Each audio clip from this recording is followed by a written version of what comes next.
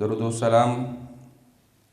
امام الانبیاء سید الانبیاء خاتم الانبیاء جناب محمد مصطفیٰ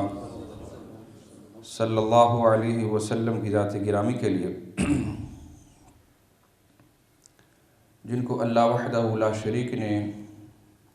ہم سب کے لیے رشد و ہدایت بنا کے مبعوث فرمایا۔ اللہ تعالی ہم سب کو حقیقی معنوں میں اسوہ رسول اللہ صلی اللہ علیہ وسلم کو اپنانے کی توفیق عطا فرمائے۔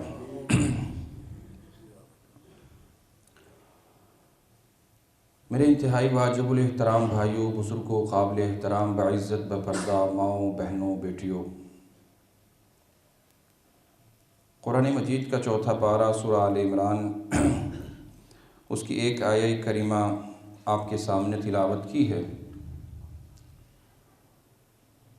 اللہ تعالیٰ کما حقہ ہمیشہ حق اور سچ کہنے، سننے، سنانے کے بعد مل جل کے عمل کی بھی توفیق عطا فرمائے۔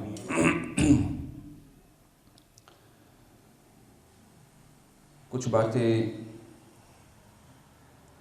پچھلے خطبہ جمعۃ المبارک کے حوالے سے اور آج امت مسلمہ نے،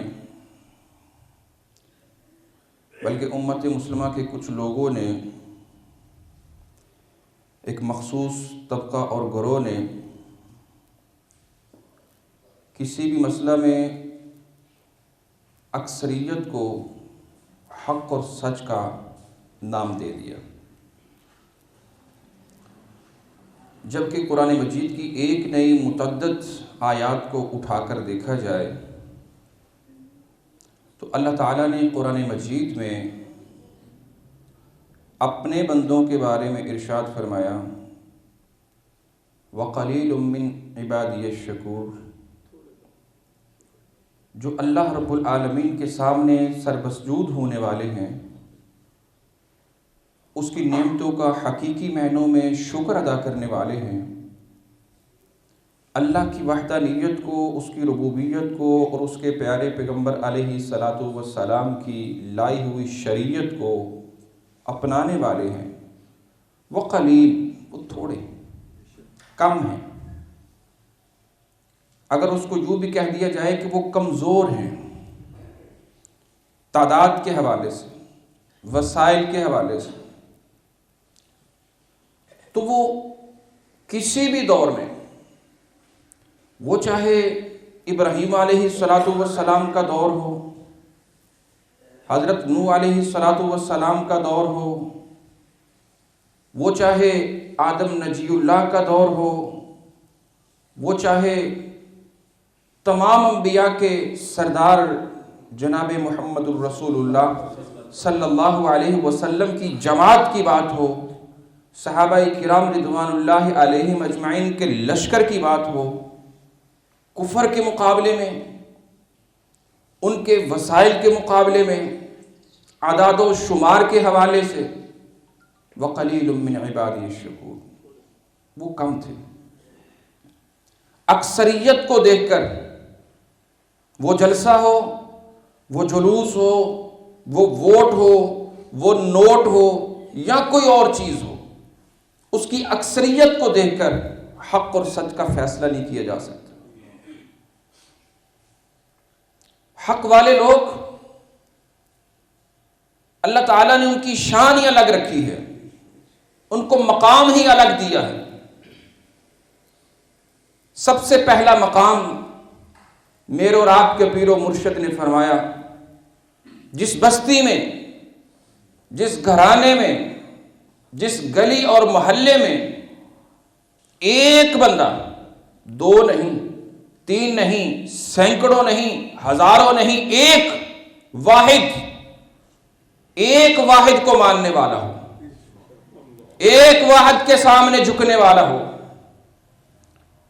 اس کی دعوت سوز پکار کو کائنات کو سنانے والا ہو،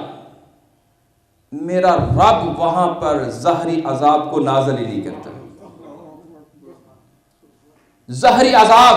پکڑ، لیکن ہو سچا، ہو سچا، ہو کھرا، ایمان، عقیدے، قول اور فعل میں تضاد رکھنے والا نہ ہو، سینکڑوں ہزاروں ایک سائڈ پہ اس کی وجہ سے محفوظ ہو جائیں گے جو اللہ کی وحدانیت میں یکسو ہوگا۔ کہاں گئی اکثریت؟ کہاں گئی تعداد؟ یہ تو زندوں کی بات ہے۔ میرے اور آپ کے پیر و مرشد نے فرمایا مرنے والا مر جائے، دنیا سے چلا جائے، خطا کار بھی ہو، سیاکار بھی ہو، بدکار بھی ہو، زانی اور شرابی بھی ہو، لیکن مشرک نہ ہو، اللہ کے ساتھ شرک کرنے والا نہ ہو، اللہ کے علاوہ کسی کو داتا اور مشکل کشا کہنے اور سمجھنے والا نہ ہو، اللہ کے علاوہ کسی کو دستگیر اور غوث پکارنے والا نہ ہو، اللہ کے علاوہ کسی نبی ولی کو اپنا مشکل کشا نہ کہنے والا ہو،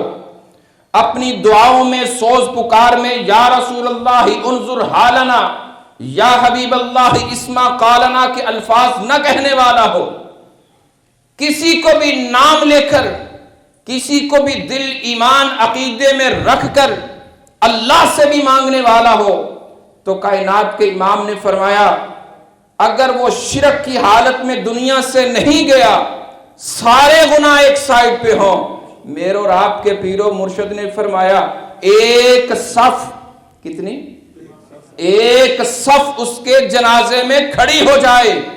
جس کی تعداد مختلف احادیث میں بیان کی گئی ہے۔ اگر صف کی تعریف کو دیکھا جائے، صف کے اندر دو لوگ بھی ہوتے ہیں جو جماعت کی شکل اختیار کرتے ہیں، صف کے اندر 10 سے 20 لوگ بھی ہوتے ہیں، بعض احادیث میں 40 الفاظ کے ذکر جو ہے وہ اعداد و شمار کیا گیا ہے کہ اللہ کے سامنے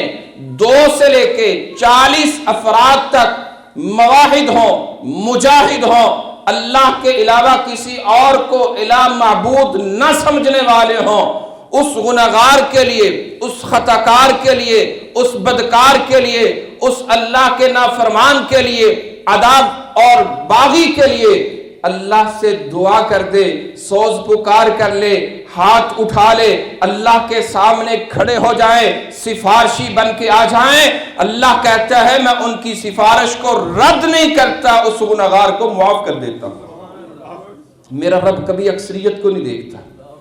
میرا رب اپنی ربوبیت کو دیکھتا ہے،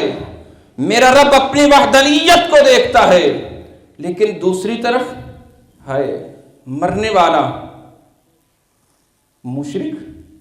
مرنے والا کافر، مرنے والا بدعتی،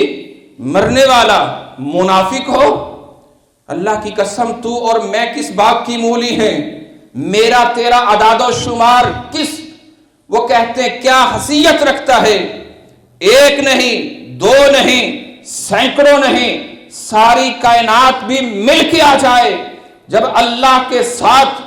مشرک شرک کرنے والا دنیا سے چلا جائے، اللہ کے علاوہ ساری زندگی ممبر و محراب پہ بیٹھ کر، اپنی چیئر پہ بیٹھ کر، اپنے دیگر معاملات کے اندر، نجی مجلسوں کے اندر، نجی محفلوں کے اندر، اپنے عقائد اور نظریات کے اندر اگر اللہ کے علاوہ کسی کو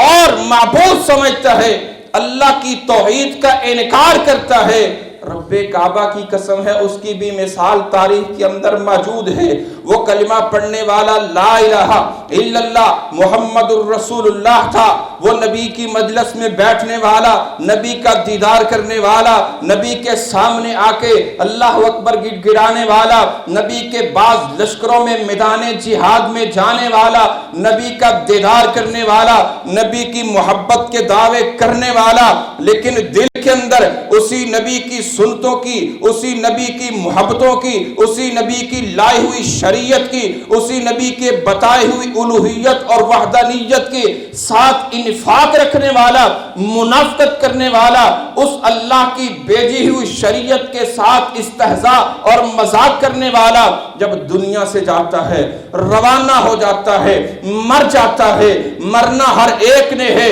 ہر نیک اور بد نے دنیا سے چلے جانا ہے، یہ بھی رب کا اصول ہے، یہ بھی اس کی سنت ہے، یہ بھی شاید اس نے اسی لیے ذائقہ چکھا دیا ہے، دنیا کو بتلا دیا ہے۔ جو داتا ہو، مشکل کشا ہو، حاجت روا ہو، اس کو موت آتی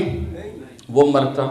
اس کو مشکل آتی وہ پریشان ہوتا، لیکن اللہ نے سب کو موت کی نیند سلا کے بتا دیا اس کائنات کے اندر کوئی اگر زندہ ہے، اس کائنات کے اندر اگر کوئی حی القیوم ہے، اگر اس کائنات کے اندر کوئی باقی رہنے والا ہے، میرے قرآن کی آیات کو اٹھا کے پڑھ لیا کرو، اس کی تلاوت کر لیا کرو، اپنے ایمان کو تازہ کر لیا کرو۔ میرا رب قرآن میں کہتا ہے، سب سے بڑی آیہ کریمہ کے پہلے الفاظ میں ارشاد فرماتا ہے، اللہ لا الہ الا هو الحی القیوم۔ اللہ نے ہر نماز کے بعد پڑھنے کا حکم دیا، فضیلت بھی بیان کر دی۔ جو ہر فرض کے بعد اپنی نماز والی جگہ پہ بیٹھ کے پڑھ لیتا ہے، تلاوت کر لیتا ہے، اللہ کے ان کلمات کو اپنی زبان سے ادا کر لیتا ہے، میرا رب اعلان کرتا ہے، اپنے نبی کی زبان سے پیغام سناتا ہے، جس نے ہر نماز کے بعد اللہ کی ان آیات کو، اللہ کے اس پیغام کو، اللہ کی ان صفات کا ذکر کر لیا، اس کے اور جنت میں جانے کے درمیان اگر کوئی چیز حائل ہے تو وہ اس کی موت ہے، یعنی مرنے کا انتظار ہے۔ کوئی چیز اس کو نہیں رو سکتی، جنت میں جائے گا۔ ارے وہ کون سے الفاظ؟ اللہ لا الہ الا هو الحی القیوم لا تأخذہ سنۃ ولا نوم۔ کبھی اللہ کی قسم اس کا ترجمہ بھی پڑھ لینا، کبھی اس کا مفہوم بھی سمجھ لینا، کبھی اس کی تشریح کے اوراق کو پلٹ کے دیکھ لینا، کبھی محدثین کی لکھی ہوئی شرح کو پڑھ لینا۔ لا تأخذہ سنۃ ولا نوم لہ ما فی السماوات وما فی الارض من ذا الذی یشفع عندہ الا۔ کبھی ان آیات پہ، کبھی ان الفاظ پہ غور تو کر لینا، تیرے مشکل کشاؤں کا پتہ بھی چل جائے گا، تیرے پیروں فقیروں کا پتہ بھی چل جائے گا، ان کی کرنی اور بھرنی کا پتہ بھی چل جائے گا، اللہ کے سامنے دعائیں مانگنے کا پتہ بھی چل جائے گا۔ میرے رب نے اس دنیا کے اندر سب کی اوقات یاد دلا دی ہے، کہا من ذا الذی یشفع عندہ الا بإذنہ۔ کون ہے؟ نام لے کے بتاؤ، کون ہے؟ اس کی حیثیت بتاؤ، کون ہے؟ اس شخصیت کا نام بتاؤ۔ کس کا اللہ بتائیں؟ اللہ کس کے بارے میں پوچھ رہا ہے؟ فرمایا جو کہتا ہے اللہ سے پکڑوا ہوا چھڑا دوں گا، اللہ سے تمہیں آزادی دلوا دوں گا، وہ کون ہے؟ الا باذنہ، جو میرے حکم کے بغیر، میرے اذن کے بغیر، میری اجازت کے بغیر میرے سامنے اپنی زبان کو حرکت دے سکے۔ لیکن آج ہم نے ہر چیز کو فر پڑھنا اپنا معیار اور وقار بنا لیا ہے۔ لیکن آئیے بات دور نہ نکل جائے، وہ جب دنیا سے جاتا ہے، اس کا بیٹا آتا ہے، اللہ اکبر، اچھوں میں برے اور بروں میں اچھے، یہ شروع سے ہوتے آئے، یہ شروع سے ہوتے آئے۔ باپ نافرمان ہے اور بیٹا مطیع اور فرما بردار ہے، باپ منافق ہے اور بیٹا وفادار ہے، بیٹا جانثار ہے، بیٹا اس نبی کے اوپر اپنا تن من دن وارنے کے لیے تیار ہے۔ وہ بیٹا آیا، عبداللہ آیا، باپ بھی عبداللہ، بیٹا بھی عبداللہ آیا، کہتا اللہ کے رسول میں جانتا ہوں۔ ہے یہ بھی ایک باپ کی اور اولاد کی آپس میں ایک محبت کی بات ہوتی ہے۔ پچھلے جمعے باپ کا ذکر کیا تھا نا، کہ باپ نے اپنے بیٹے کے بارے میں کہا، یاد ہے؟ وہ باپ کون تھا؟ وہ باپ نبی تھا اور بیٹا امتی تھا۔ باپ نے کہا تھا اللہ اس میرے بیٹے کو معاف کر دیتا، اللہ اس کو بچا لیتا، اللہ تو دوبارہ زندہ کرنے پہ بھی قادر ہے، اللہ دنیا کو کیا بتلاؤں گا۔ اللہ نے جو سرزنش کی تھی، جو ڈانٹ پلائی تھی، جو اللہ نے اس کے بارے میں کہا تھا، تاریخ اللہ اکبر اس کو مٹا سکتی نہیں ہے۔ تا قیامت آنے والے لوگ جان جائیں گے کہ اللہ نے اپنے نوح نبی کو کیا جواب دیا تھا، قال یا نوح انہ لیس من اہلک، یہ تیرا بظاہر خون کے بھی ہوں، اپنے ماں جائے بھی ہوں، وہ چاہے ایک پیٹ سے نکلنے والے ہوں، وہ باپ کا تخم بھی ہو، اگر عقیدہ نہیں، توحید نہیں، شریعت نہیں، اسلام نہیں، تو اس کا اس کے ساتھ کوئی تعلق ہے